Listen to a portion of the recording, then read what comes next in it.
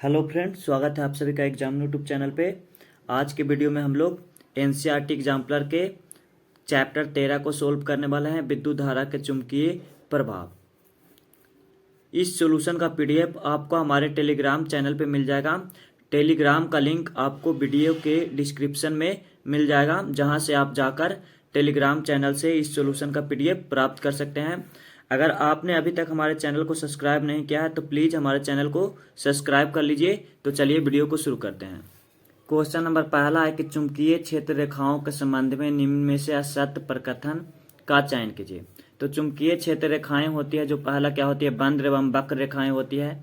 जो चुंबकीय क्षेत्र रेखाएं होती है वो दक्षिण ध्रुव से उत्तर ध्रुव की ओर जाती है।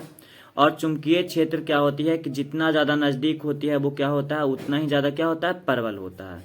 ठीक है, तो हमारा पहला ऑप्शन है कि किसी बिंदु पर चुंबकीय क्षेत्र की दिशा वह होती है जिस ओर किसी चुंबकीय दिक् सूचक का उत्तर ध्रुव संकेत करता है। तो ये हमारा सही है। कहता चुंबकीय क्षेत्र रेखाएं बंद एवं वक्र होती है, तो ये भी कथन सत्य है। कहता यदि चुंबकीय क्षेत्र समांतर तथा समदूरस्थ है तो वो शून्य क्षेत्र तीव्रता को निरूपित करेगा। तो ये हमारा ऑप्शन क्या हो जाएगा, असत्य हो जाएगा। ये ऑप्शन बी सी क्या हो जाएगा, सही हो जाएगा, क्योंकि वो समदूरस्थ होती है तो वो शून्य तीव्रता को निरूपित नहीं करती है। तो ऑप्शन सी हमारा क्या हो जाएगा, सही हो जाएगा।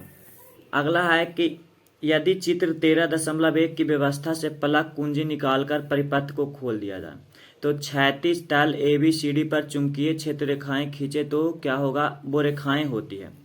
तो यदि इस प्लग को खोल दिया जाए तो ये रेखाएं क्या होगी, चुंबकीय क्षेत्र में सकेंद्री वृत्त बनाएगी। क्या करेगी, ये चुंबकीय क्षेत्र में सकेंद्री वृत्त का निर्माण करेगी। अब ऐसा क्यों करती है कि अगर प्लग कुंजी निकाल दिया जाए तो विद्युत धारा का प्रवाह होगा जो क्या होगा, बंद हो जाएगा, और जिसके कारण ये ओ पे क्या करेगी, सेकेंडरी वृत्त का क्या करेगी, निर्माण करेगी। तो हमारा ऑप्शन ए सही हो जाएगा कि अगर प्लग को निकाल दिया जाए तो ये क्या करेगी, सेकेंडरी वृत्त का निर्माण करेगी। अगला क्वेश्चन नंबर 3 कहता है कि कागज के तल के लंबवत तल में रखे गए वृत्ताकार पास के कुंजी को बंद करने पर धारा प्रवाहित होती है। बिंदु ए तथा बी जो कागज के तल में तथा पास के अक्ष पर से देखने में पर पास में प्रवाहित धारा क्रमशः वामवर्त तथा दक्षिणावर्त है। चुंबकीय क्षेत्र रेखाएं बी से ए की ओर संकेत करती है। अब कहता है कि जो चुंबकीय क्षेत्र रेखाएं हैं वो क्या, बी से ए की ओर संकेत करती है। तो परिणामी चुंबक का उत्तर ध्रुव क्या होगा। तो आपने पढ़ा होगा कि जो चुंबकीय क्षेत्र रेखाएं हैं वो किधर से, साउथ पोल से नॉर्थ पोल की ओर जाती है। साउथ पोल से नॉर्थ पोल की ओर जाती है, तो इसका मतलब जो ओर जाती है। अब चूंकि चुंबकीय क्षेत्र बी से ए की ओर जा रहा है, इसका मतलब बी साउथ पोल हो जाएगा और ए हो जाएगा जो क्या हो जाएगा, नॉर्थ पोल। तो पूछा परिणामी चुंबक का उत्तर ध्रुव उस फ्लक पर होगा जो निकट है। तो ऑप्शन क्या हो जाएगा, बिंदु ए के उत्तर ध्रुव कहाँ पे होगा, बिंदु ए के निकट होगा। अगला क्वेश्चन नंबर 4 कहता है कि किसी लंबी सीधी प्रणालिका में सीधी धारा प्रवाहित करने पर इसके दोनों सिरों पर नॉर्थ पोल तथा साउथ ध्रुव बन जाते हैं। निम्न में से कौन सा असत्य प्रकथन है। आपको पता हो कि जब किसी प्रणालिका से विद्युत धारा प्रवाहित की जाती है तो वो एक विद्युत चुंबक के जैसा क्या करता है, बिहेव करता है, विद्युत चुंबक के जैसा बिहेव करता है। तो कहता है इनमें से इसके बारे में कौन सा कथन है जो असत्य है। और कथन ये है कि प्रणालिका के भीतर क्षेत्र रेखाएं सरल रेखाओं के रूप में होती है, जो यह निर्दिष्ट करता है कि प्रणालिका के भीतर सभी बिंदुओं पर चुंबकीय क्षेत्र समान होता है। तो जब किसी सोलेनॉइड से जब हम लोग विद्युत धारा प्रवाहित करते हैं तो ये क्या होता है कि ये इस तरह से इसका होता है, इस तरह से। ठीक है, तो अंदर जो सभी रेखाएं होती है वो क्या होती है, सरल रेखाएं होती है। तो हमारा ये ऑप्शन क्या है, प्रणालिका के बारे में सत्य है। दूसरा कहता है प्रणालिका के भीतर उत्पन्न प्रबल चुंबकीय क्षेत्र का उपयोग चुंबकीय पदार्थ जैसे नरम लोहे के टुकड़े प्रणालिका को भीतर रखकर चुंबित करने में किया जाता है।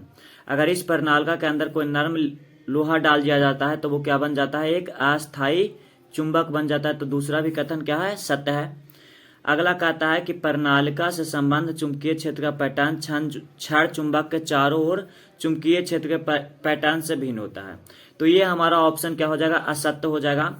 जो प्रणालिका से संबंध चुंबकीय क्षेत्र का पैटर्न होता है वो बिल्कुल किसके जैसा होता है, बार मैग्नेट मतलब क्षण चुंबक के जैसा होता है, उससे भिन्न नहीं होता है। तो हमारा ऑप्शन सी क्या हो जाएगा, असत्य हो जाएगा। अगला क्वेश्चन नंबर 5 कहता है कि चित्र 13.3 में दर्शाए अनुसार कागज के तल में बाएं से दाईं ओर संकेत करते हुए कोई एक समान चुंबकीय क्षेत्र है। कहता है ये जो चित्र दिया गया है इसमें क्या है, जो चुंबकीय क्षेत्र है जो इधर से इधर की ओर जा रहा है। चित्र में दर्शाए अनुसार एक इलेक्ट्रॉन तथा एक प्रोटॉन इस चुंबकीय क्षेत्र के में गति करते हैं। अब क्या है कि इसमें दिखाया गया कि प्रोटॉन जो है ऊपर की ओर गति करते हैं और इलेक्ट्रॉन नीचे की ओर गति कर रहे हैं। तो कहता है कि इलेक्ट्रॉन तथा प्रोटॉन द्वारा अनुभव बलों की दिशाएं क्या होगी।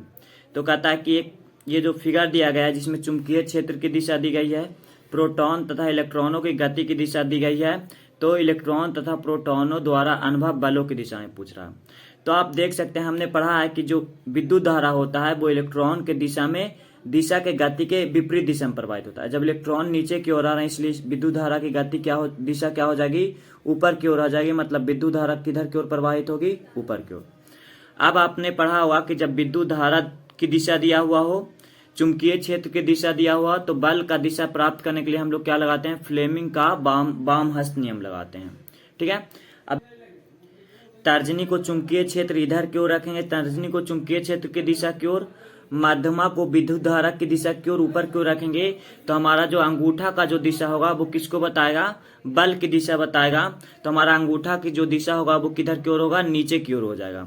तो हमारा सही ऑप्शन क्या हो जाएगा,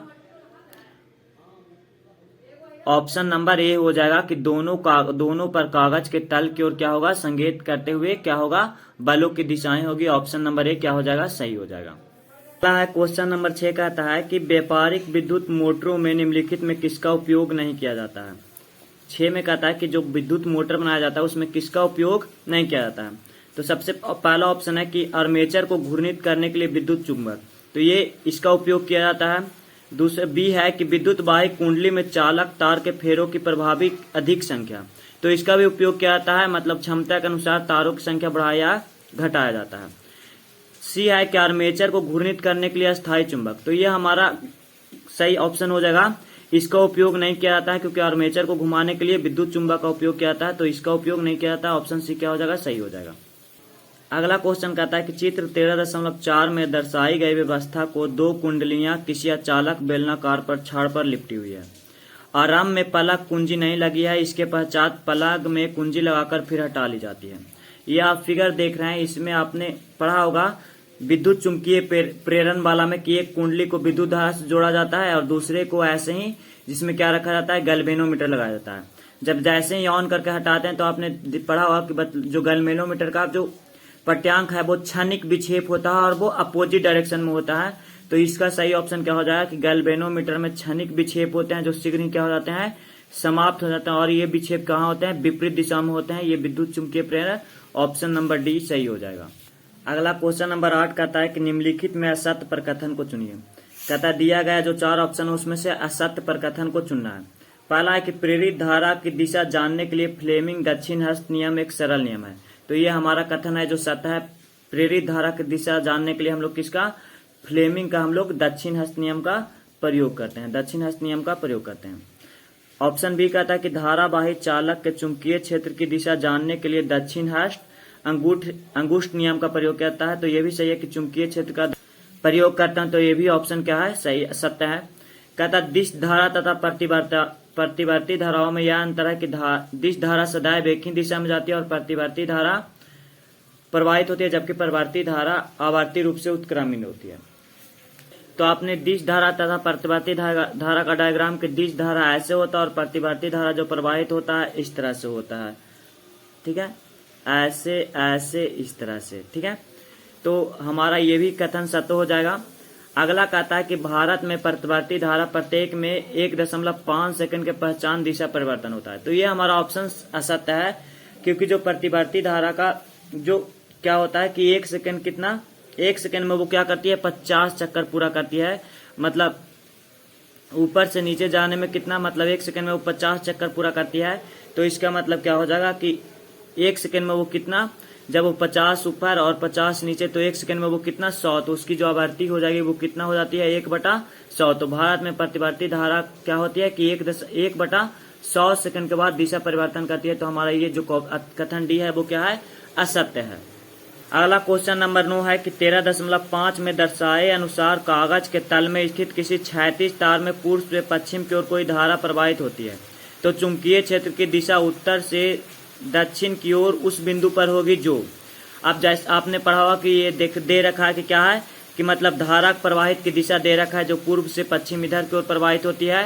तो पूछ रहा है चुंबकीय क्षेत्र की दिशा, चुंबकीय क्षेत्र की दिशा, चुंबकीय क्षेत्र की दिशा निकालने के लिए हम लोग क्या करते हैं, मैक्सवेल का दक्षिण हस्त अंगूठ नियम लगाते हैं, दक्षिण हस्त अंगूठ नियम लगाते हैं, अंगूठा नियम लगाते हैं।